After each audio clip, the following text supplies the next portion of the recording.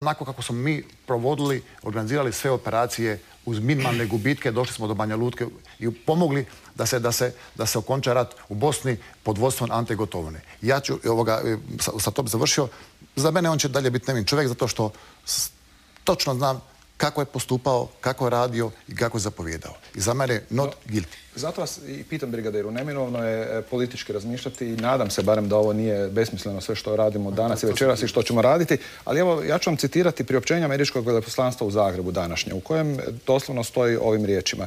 Presuda u ovom predmetu nije ocjena Hrvatskog domovinskog rata. Hrvatska je imala legitimno pravo obraniti svoju neovisnost i teritorijalnu cjelovitost. Pritome podsjećajući da je general Gotovina nakon akcije Oluje, nakon 95. 3 puta boravio u službenom posjetu SAD-u na poziv vlade SAD-a. Znamo kakav je proces izdavanja američkih viza, znamo koja su pitanja na koje se treba odgovoriti da bi se dobila američka viza. Bili američka vlast zvala u službeni posjet i na bilateralne susrete čovjeka za kojeg je sumnjala ili očekivala da će biti optužen ili osumnjičen za ratni zločin. Kao zapovjednik Ante Gotovina je surađivao sa visokim časnicama američke vojske koji su nas suportirali i Francuzi tako dalje u pripremi operacije Oluje i drugim stvarima. Oni su pomogli se analizirati hrvatsku vojsku. 6 godina nakon operacije Oluje je podignuta optužnica za Gotovinu i druge. 6 godina. Mislim, što se čekalo ako smo bili krivi? Vjerovatno bi stvari kad je u pitanju general Gotovina bile bitno drugčije, da je onog trenutka kad je došla optužnica u Hrvatsku za generala Gotovinu, general Gotovina bio upoznat sa tom optužnicom i da je mu bio omogućen kontakt sa haškim istražiteljima. Nažalost, to se u to vrijeme 2001. godine nije dogodilo. Imate slučaj generala Stipetića, otprilike ista bila situacija, ali se drugačije u to vrijeme reagiralo. Generalu Stipetiću je omogućen i kontakt sa haškim istražiteljima i poslije tih razgovora sa haškim istražiteljima sve optužnice su pale. 98. 99. godine isto tako Ante 2001. godine 99. Haški sud nima nadležnost nad operacijom Oluje i Hrvatska je bila u sporu.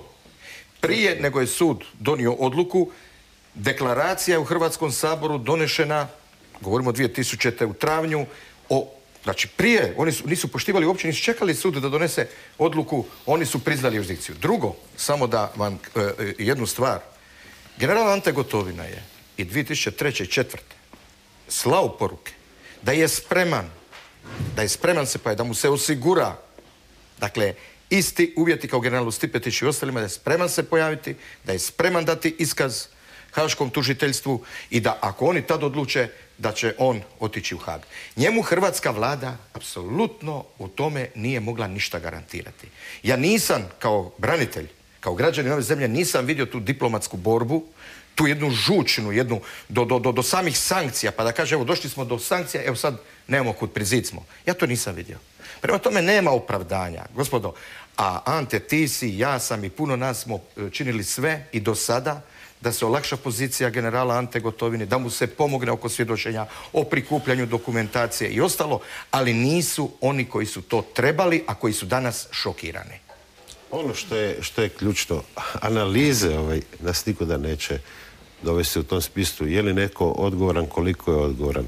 Treba sada vidjeti što u ovom trenutku je za obranu generala moguće napraviti, a što će biti djelotvorno. I na to se treba skoncentrirati. Evo, zato i zovem na nekakav smireniji ton. Evo, molim vas, doktor Nazupa, profesor Puhovski. Teško bi smiren.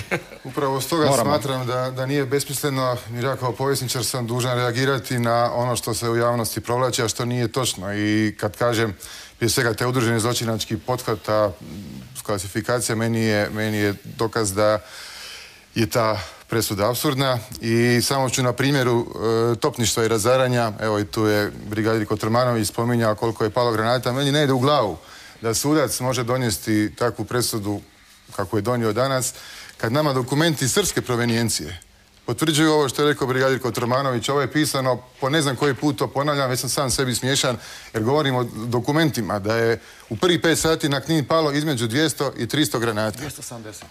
Sve ovo što je brigadir Kotromanović napomenuo nalazi se u ovom dokumentu. Znači to je obavještajna informacija koja ide svim brigadama Srpske vojske Krajine, koja ide vojsci Jugoslavije, koja ide vojsci Republike Srpske. Oni nabrajaju ciljevi koji su. I upravo ovi ciljevi koje je rekao Grigorije Kotromanović navode se ovdje. To su sve vojni ciljevi. Memoarsko gradivo srpskih oficira to potvrđuje. Za vrijeme suđenja je i general Mrkšić potvrdio da je uporaba artiljerija bila zakonita. Njihov obavještajac srpski, dakle, tijekom suđenja je potvrdio stvari, čak je rekao mi smo željeli namjestiti što veći broj civila da budu pobijeni, da možemo reći da je to vojska koja nije radila. I sad dolazimo do apsurda da zapravo zapovjednici srpske vojske znaju bolje cijeniti, znaju šta su mogli učiniti i general Markač i general Gotovina, da su zaista ratni zločinci. I koliko bi taj broj srpskih žrtava i civila i vojnih žrtava bio veći da su oni zaista bili zločinci. To su neke stvari na koje moramo upozoriti i upozoravati i zato smatram da moramo reagirati s dokumentima koje imamo, jer je to jedini način na koji možemo pobiti ove tvrdnje. Evo, profesor Puhovski pa brigadir Kotromanović. Meni se čini da jedna stvar mora biti jasna. Normalna demokratska vlada se bavi dvijema stvarima. Istinom i državnim interesom. Ona se ne bavi ni pomoću Gotovini, ni ovim, ni onim, nego istinom i državnim interesom. Državni interes je pogođen sa formulacijom o zajedničkom zločinu, odnosno druženom zločinačkom pothvatu, to je nedvojbeno.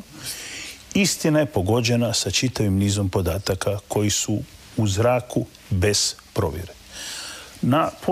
Za vrijeme postupka u Hagu se o tomu razgovaralo na nekoliko razina. U osnovi je, tu moram demantirati gospodina Nazora, potvrđen izvještaj koji smo mi dali, ušao je u spis kao dokument, ali neovisno tomu čiji izvještaj. Bitno je da su stotine civila ubijene. Nisu ubijeni svi koji su na popisu, ubijeni su neki drugi koji na popisu nema. Prema tomu, bolje je da se sad na te stvari tako ne ide, nego da se prihvati odgovornost za procesuiranje zločina, a tek tada se ima pravo reći ovi nisu, jer neki drugi jesu.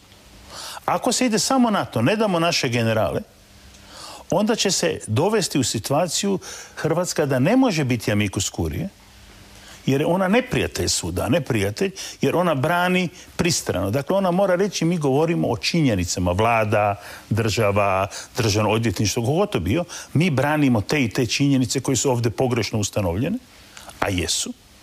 I odatle, zbog državnog interesa, ne prihvaćamo formulaciju o udruženom zločinačkom pothvatu, jer za to po političkoj, ustavno-pravnoj i tako dalje poziciji države i stručnjaka koji će za nju raditi, nema nekog opravdanja. To mi se čini da je logična strategija. Čitavo vrijeme se radilo o tomu da se zapravo pristrano govori o stvarima. Na ovaj ili onaj način imate dvije pristrane pozicije, one ne daje automatski istinu. Ako su jedna pretjerala na jednu stranu, druga na drugu, iz njihovog sraza neće po sebi izaći istina. Istina nikad ne nastaje po sebi, nego se do nje mora doći. Mislite da je Haški sud sada, kako se našao između dvije vatre, tužiteljstva i obrane, da je on presudio pošteno i po pravu? On je pročitao tužiteljstvo. To smo rekli. On nije spomenuo, on je trebao pročitati zahtjeve tužiteljstva, jer je to dio zadaće suda, ali je trebao pročitati i dio pozicije obrane. To je smisao. Zato upravo to govorim. Dakle, ne ide automatski iz sukoba dviju pozicija istina, nego je nešto za to treba napraviti. Za to nije napravljeno dovoljno ni u javnosti, ni u medijima, ni u pravosuđu, ni u politici. No, čini se da nije bilo tako. Zato smo iznenađeni. U Hrvatskoj niko ne spori. I to ni po čemu nije ni sporno, ni upitno da je zločina bilo. Da. Ali svaki zločin treba imati ime i prezime. Ali je sporna ova kvalifikacija. Upravo to mi govorim. To je pitanje državnog interesa. Ovdje nije general Gotovina, ovdje nije suđen zbog svojih nekih propusta ili zapovjedna odgovornost o kojoj smo mi pričali, pa čak smo je i osporavali, znate. Nego je ovdje, onog trenutka kada je definirano da je postojala zločinačka organizacija koja je planirala, a on bio član, čak i član, koji je proveo to, onda sve ovo, pazite, da smo mi i još 100-tinjak procesa, dakle ovo što je nabrajao brojke gospodin Nazor, ista bi presuda bila. A drugo, prostite, američki veleposlanik Galbraith je bio u svojstvu svjedoka obrane, koji je jasno i decidirano rekao da nije bilo zločinačkog pothvata, jer da se nije imalo koga protjerivati jer su već otišli srpski civili. I dok je on svjedočio, njihova vlada je bila itekako zainteresirana što će on reći i bila su 2 časnika unutra koja su mogli u svakom trenutku prekinuti njegovo svjedočenje. Eto, o tome ja govorim. Da mi nismo se tako postavili, ali mi se nismo tako postavili, mi se tako nismo postavili. Ne trebamo sada na tome insistirati. Ja se ispričavam. Vrlo važno reći, profesore, ako mi govorimo, ako hoćemo prikazati činjenice pravilno, odnosno događaje, mi ne smijemo zanemariti proces, barem je tako u povijesnoj znanosti metodologija, mi moramo ukazati na uzroke i na posljedice i ne smijemo zanemariti kronologiju. A to se nama upravo čini i upravo je ovo što Haag radi klasičan primjer da se to zanemaruje. Ne možemo događaje trpati iz konteksta, zanemarujući kao da prije toga nije bilo ništa. Apsolutno. Ali onda ne možemo niti... Tako je objašnjenje danas bilo presudno. Da budemo onda sasvim otvoreni. Neovisno o onome što se događalo prije. Točno. Ali onda ne možemo izvan konteksta niti smatrati da su Amerikanci autoritet kad se radi o ratnim zločinima. Jer, nažalost, SAD su počinitelji najvećeg broja ratnih zločina zadnjih nekoliko desetljeća. I uzimati SAD kao argument da netko nije kriv je opet pogrešno. To su krivi načini dokazivanja. Oni čine danonoćno ratne zločine u pola svijeta. To je dio njihove politike. I to ne možemo naprosto zanemariti. Ali možemo reći da se ne koriste isti kriteriji. Da se tamo prelazi preko nekih stvari, i to stalno, od Guantanama recimo nadalje, a da se ovdje za puno manje stvari skače i kažnjava. To je argument koji bih ja koristio. Evo, moram vas prekinuti, brigadiru, dobit ćete riječ za minutu, samo evo nas je ovdje u studiju 6, ali poslušajmo na trenutak zapravo što misle obični hrvatski građani i neki od ratnih zapovjednika. Pitali smo ih i danas što misle o ovoj presudi. Nemam što reći, jedino što mogu reći izgleda da smo kao zemlja, kao branitelji krivi za ovaj rat. Izgleda da se nismo branili, ne bi bilo rata, onda vjerojatno ne bi ni ovoga danas bilo ove farse koja pokazuje sve ono što svijet od Vukovara pa danas može nama prirediti. Ne znam što bih vam rekao, jedino očito da su Hrvati krivi za ovaj rat po presudi ovog sramnog suda. Po presudama vidi da je to presuda Hrvatskoj državi, to moramo naglasiti. Politička konotacija je vidna svakog trenutka, znači krajina se pokušava stvoriti kao legalizirana tvorevina unutar Hrvatske države. Na taj način se želi legalizirati okupacija dijelova teritorija Republike Hrvatske. Očito da su te snage podržavaju režim